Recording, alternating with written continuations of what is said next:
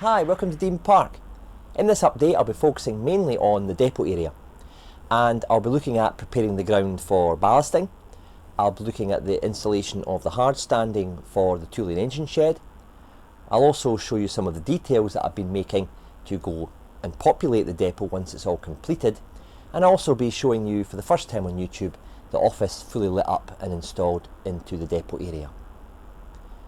There'll be running shots as usual in my videos, but some out of region locomotives will be visiting, namely that from Richard from Everard Junction, who came up in the October holidays there to visit the layout for a couple of days, and we got a great chance to run some of his Network South East and southern area locomotives on the layout itself. So it was a really good day. Thanks for travelling all the way up here, Richard. Had a cracking time. I hope you did as well. So let's get on to the update. Any questions? Get in touch. Cheers.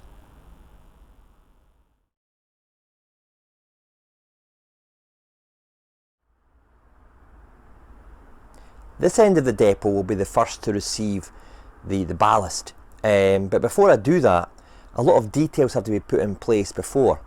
For example, any point motor or ground frames have to be planned. Am I going to have any small huts or drainage? Is there any cable trunking, which you can just see at the very far right of the screen there, which I'll take to in a moment.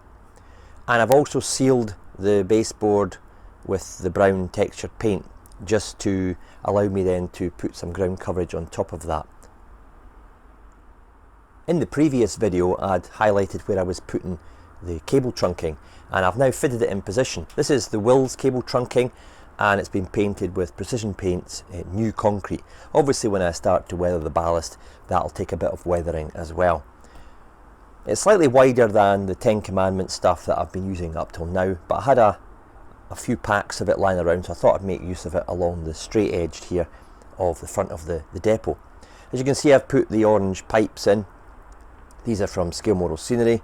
The link to those kind of kits is in the video description below. The space between the hard standing and the trunking had to be big enough for a base of overhead mast, so that had to be calculated in. So the distance between the rail and the cable trunking has been determined by the masts that will go up in future. So I'm kind of trying to future proof it as I go along. You'll see in the background there's plastic sheeting up against the back scene. That's because I was weathering the track where the two-lane shed will go before I fit the hard standing in there. Just very quickly before I forget, there is a structure at the back there next to the tanks. That's a project ongoing. That's just a mock-up project ongoing downstairs, and that will be a boiler house, and obviously the fuel tanks there will power that boiler house to provide for the depot.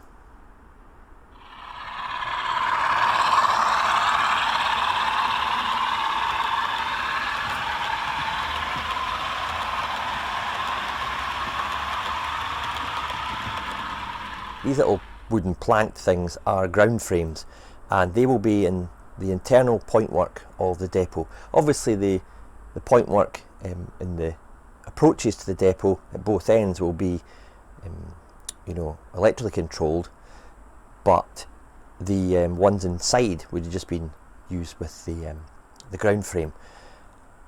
I took this design roughly from Haymarket, the best pictures I could get anyway, and all it is a piece of plastic card with some V-groove from Evergreen on top of it, with a plank spacing missing there, you can see, and in that space goes the actual ground frame lever, and these are from Dark Castings, they're white metal kit. I primed them in white and then painted the base in black and then just weathered it. The levers are white as per Haymarket, so I'm trying to keep it kind of Scottish based. I know a lot of them were painted black with white handles with and some of them were yellow, but I've just kept mine white and given them a good dirty up. The planks themselves have been painted with various browns. Camera's probably not picking up the various colours actually, but there are various tones of weathering of the wood in there, which might be picked up better when it's on the actual position on the depot. In preparation for adding the ground frames, or indeed the dummy point motors from Pico, you've got to do some modifications to the the point here, and it's a simple case of cutting off the little raised bit at the end, little handle if you like, because that gets in the way of the detail. Okay, it doesn't, if you've electrified them, the points that is, it doesn't, these things don't do any purpose. So what you do is, I've got this Dremel thing and I just basically loup them off. Pretty simple and straightforward actually.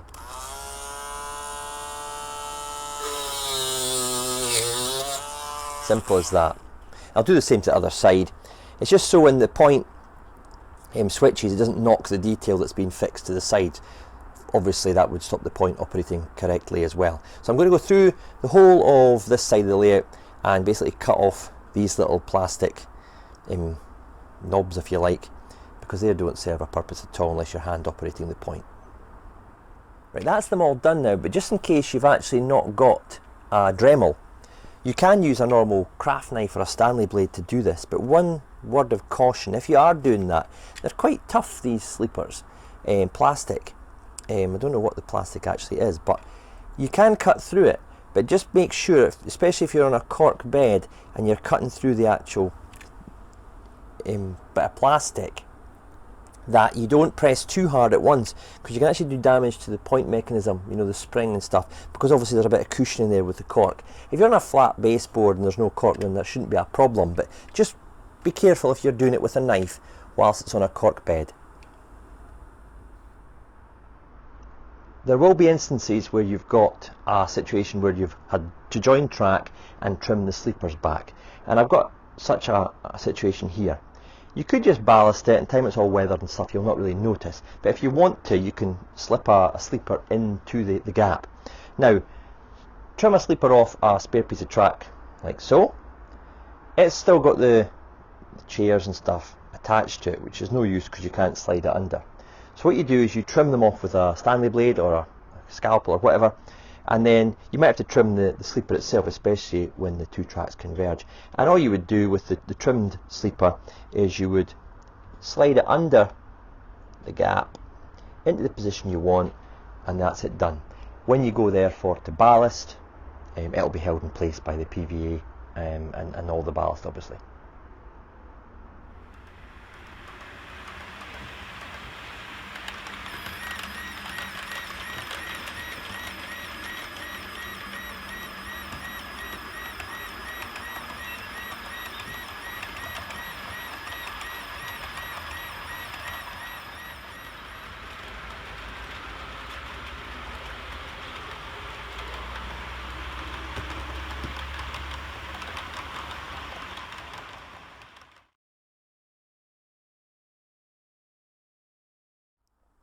I finally got to the stage of putting the hard standing into the depot area. I painted this in Precision Paints weathered concrete before using various tones through an airbrush. I think it was Humbrol 32, Humbrol 62 and Precision Paints weathered concrete again, just to kind of give it a varied tone on areas that are darker for heavier traffic and footfall. And also I used some oil leakings, and there'll be a strip obviously in the middle of the rails as well, which will be pretty well weathered down with oil leakings. If I remove the bit of wood just now,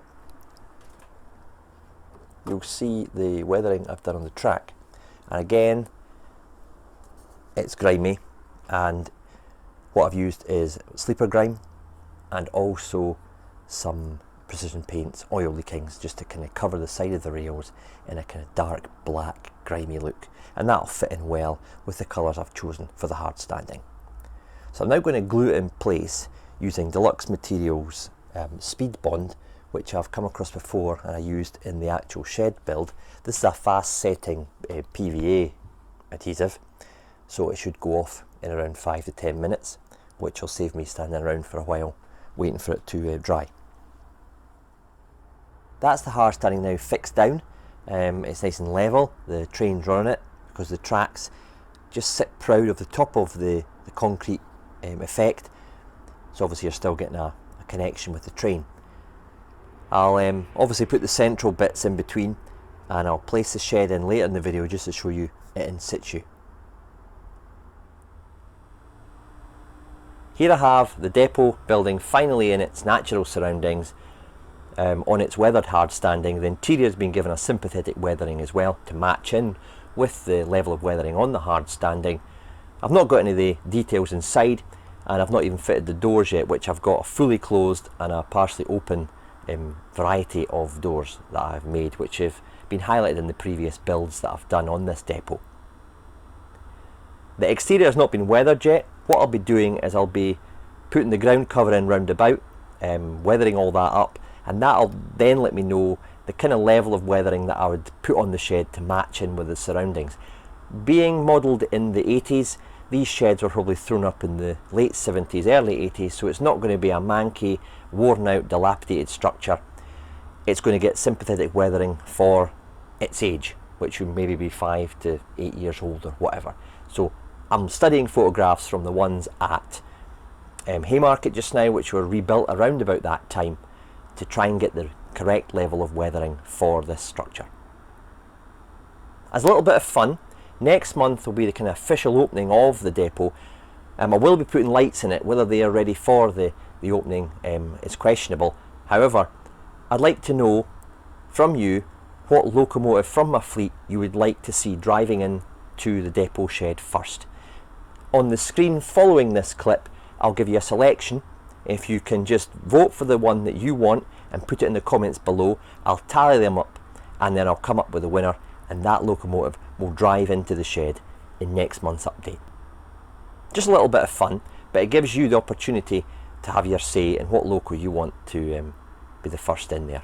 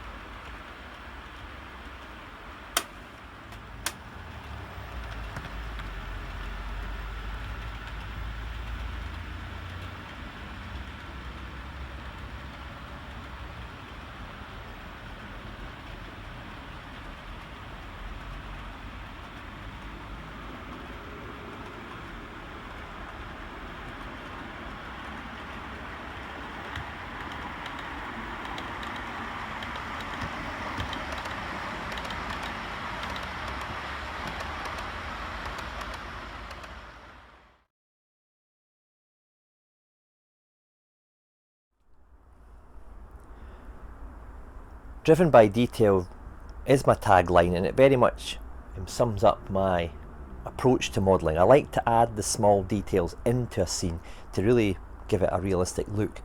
This tray here of goodies is just for the 2-lane engine sheds on the depot. Starting at the back right, we've got the Bachmann loco lifts and our loco jacks, and I've weathered them in a little bit at the bottom to blend them in with the hard standing. We've got the gas bottle cages there. I've highlighted in a previous video. They've been given a weather up. I also highlighted these little 3D printed tool chests. I've just given them a light weathering to blend them in a little bit, make them not so bright red. Down the side here we've got some metalwork and woodwork benches, or engineers benches. They've been given a grime and a weather up. You can see the top there, it's no longer just uniform grey, it's got darker tinges, and the vise has been given a good grime. Don't know how well the camera's picking that up. And underneath we've got the shelf has been given grime and maybe some, brake pads or something that's sitting on the shelf.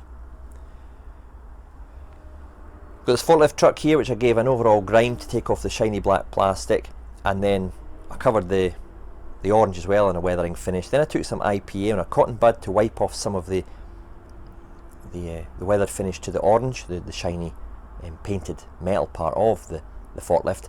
But it's left some paint in the recesses, and you can see that especially around the back here. First time I've used PVA to kind of remove a layer of weathering, and I found it quite effective. Even so, I did it on these oil drums. Okay, so hopefully, I don't know whether the camera's picking that up, but you can see that the grime and the muck's been left in the recesses, kind of washed off the rest of it, been sitting out in the rain and stuff. I did the same with this one. They're all varied. Some are more weathered and chipped. I've got even white chips there where it's been chipped at the corners. Just by rubbing it off and going through the undercoat as well can reap benefits. Some Bachmann pallets there, just sprayed in Humbrol 29 brown, and there's some batteries that will go on the pallets. They were painted in matte black and then given a dark iron kind of ink wash and then rubbed to accentuate some different tones like silver tones and stuff. You can probably see it in the light there. I'm not sure how well the camera's picking it up. Did the same with some parts of a loco as well.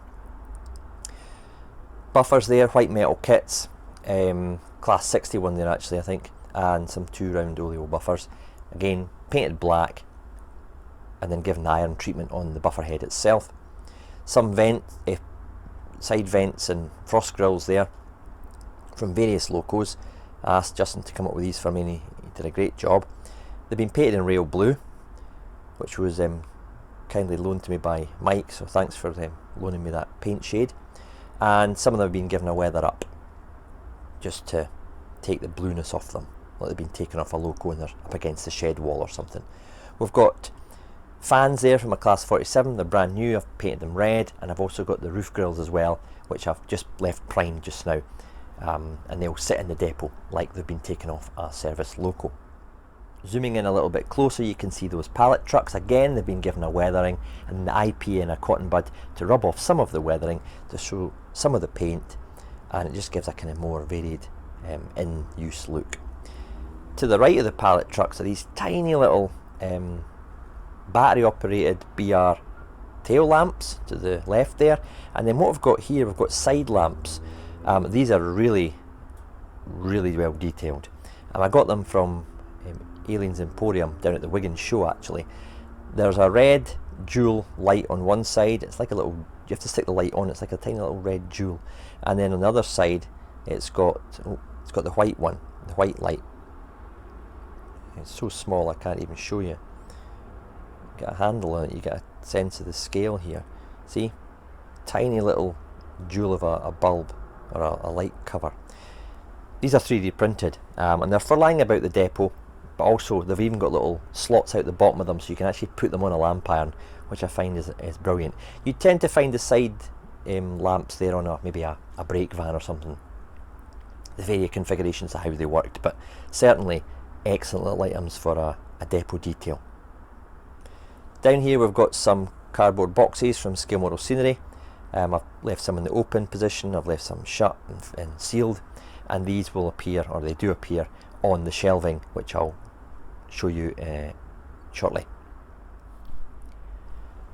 Workshop machinery now. We've got a pillar drill to the right. It was originally red and silver, been given a good weather and a wear down like it's been in use, and we've got a milling machine there again, but the bed of it was silver and it's been grimed down like it's got oil and grease, a build up from use. Okay, so I've got 2 pillar drills and 2 milling machines. These will go in the workshops or the sheds. The last kit I'm going to show you is a Scale Scenery industrial shelving kit. Now these would be at home in a storeroom or an office, or indeed an industrial scene like I'm going to have on the depot. They're easy to make and put together, and I just primed them in grey and left them at that. I then populated the shelves with stuff. There's quite a lot of boxes there, as you can see, from the Scale Scenery's kit. I then also got some pipe work and couplers and just put them on the shelves with a little bit of super glue. I've got some orange pipe in there, I've got some brake shoes, I've got a bit of piping.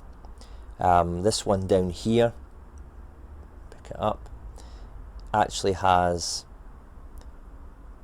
a jumper cable at the top shelf there, and at the very side there there's a kind of yellow, very weathered in now, yellow disc from the front of my Class 40. So just varying, and there's actually another one on the top shelf there, just varying bits and pieces lying on the shelves. This one here, the big one, has got a series of boxes, brake shoes, and even at the top right there, one of those little lamps. Now, they're looking quite grimy. That's because I weathered it. I put them all on and I just took the airbrush that I've used to weather everything else down and just took the edge off the shiny, clean equipment and the nice clean boxes and shelves. So they're now got a kind of weathered look about them, like they've been in a workshop for a while, especially the boxes, which, you know, they'll be taking out ever so often to get bits and pieces, bolts, screws and whatever, and just stuck back on the shelf.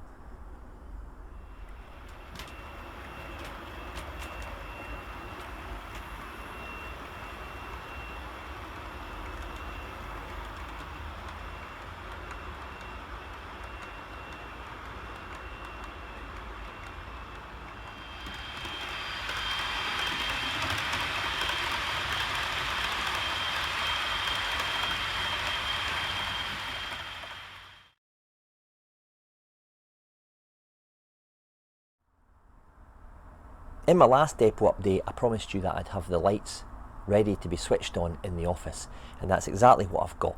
So what I'm going to do now is I'm going to switch the lights on for the first time on camera with a daylight scene, just so you can get an impression of what it looks like. Okay, I'll zoom in a little bit more, or I'll try to. As you can see from the top left, you can see the work people in the office, the stuff on the wall, the desks, the details, the guys in the hall there having a conversation, the guy up at the top middle window. We've got the blinds down, but you can still see through them slightly. The right hand side on the bottom, we've got the canteen, a man at the vending machine. All the things I kind of covered in my previous update are obviously now lit. This is a kind of side view of the building, and I'm really pleased how you can see the details once it's lit. The outbox are in trays on the table. You've even got a newspaper there, and you can even see the smaller details and the pattern on the floor. So it really is turned out really quite effective with the lights.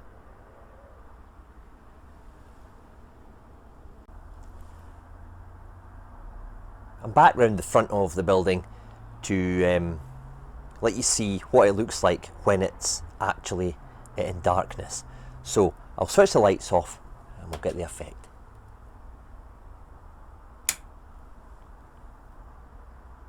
So there we go.